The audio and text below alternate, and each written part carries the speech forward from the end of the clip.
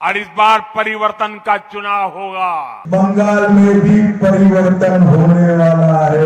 23 April পশ্চিমবঙ্গে প্রথম দফার ভোট, বাকি আর ঠিক 2 সপ্তাহ। এই আবহে প্রচারে কোনো ফাঁক রাখতে চাইছে না বিজেপি।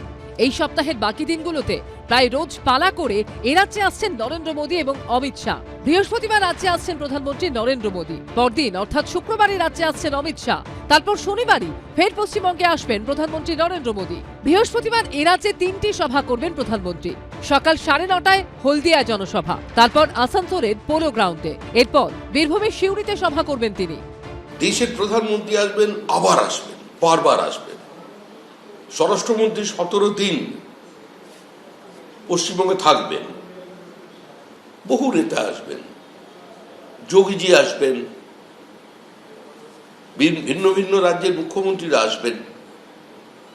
আর সবচেয়ে বড় যেটা আনন্দের বিষয়, পৃথিবীর বিভিন্ন প্রান্তে যে বাঙালিরা থাকেন, যারা কেউ কেউ সে দেশেরই ভোটার হয়ে গেছেন, তারাও আসবেন। তারাও তাদের আত্মীয় পরিজনদের কাছে আসবেন এই সরকারটা যাতে সরে যায় তার জন্য। বৃহস্পতিবার প্রধানমন্ত্রীর সভার পর শুক্রবারই ডেবরা সহ 3 জায়গায় সভা করবেন অমিত শাহ। পরদিন শনিবার ফের পশ্চিমবঙ্গে আসবেন প্রধানমন্ত্রী নরেন্দ্র মোদী। ওই দিন কৃষ্ণনগর, জিয়াগঞ্জ ও কুশমন্ডিতে সভা করবেন তিনি। প্রধানমন্ত্রী আবার আসবেন তো আমরা আগেই জানতাম। 20-22টা মিটিং করতে হবে, ঘুরে ঘুরে করবেন, ভাইও বহেনও বলে করবেন। এবার আর অন্তত দিদি ও দিদি বলে টোনটিটকারি করছেন না, একটুখানি শালীনতা বোধ এসছে। কিন্তু আমি আবার বলছি যে বাংলায় আর কেউ উৎসাহী নন প্রধানমন্ত্রীর একঘেয়ে বক্তৃতা শোনার জন্যে। কারণ 2021-এ যা বলেছিলেন 2026-এও একই কথা বলছেন। হাই ভোল্টেজ নির্বাচনের আগে হেভিওয়েটদের পরপর সভা, এর সুফল কি বিজেপি ঘরে তুলতে পারবে সেটা বোঝা যাবে 4 মে। শিবাশিস মৌলিক ও কৃষ্ণেন্দু অধিকারী রিপোর্ট, এবিপি আনন্দ। রাজনীতির ডেবিউ ম্যাচে তাক লাগিয়েছিলেন নওশাদ সিদ্দিকী।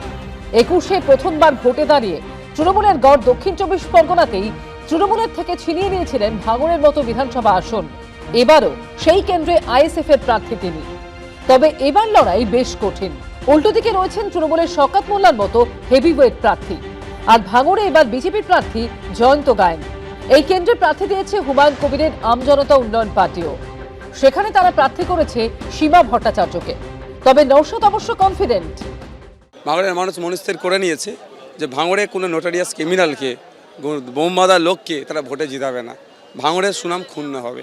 ভাঙড়কে হটস্পট করে রেখেছে রাজনৈতিক কারবারিরা, কিছু রাজনৈতিক কারবারিরা।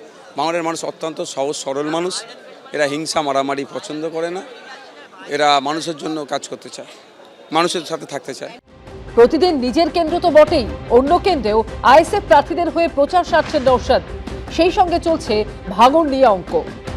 2021-এ যারা যেই ভাইরা আমাকে ভোট দেয়নি, 2026-এ তারা আমাকে দেবেই ভোট।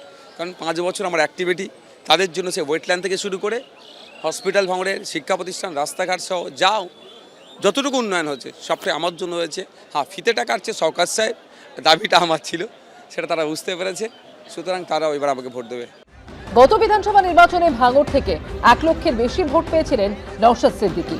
আর গত লোকসভা নির্বাচনে যাদবপুর কেন্দ্রের ফলাফলের নিরিখে এই বিধানসভা কেন্দ্রের তৃণমূলের প্রাপ্ত ভোটের ধারে কাছে আসতে পারেনি কোনো দল।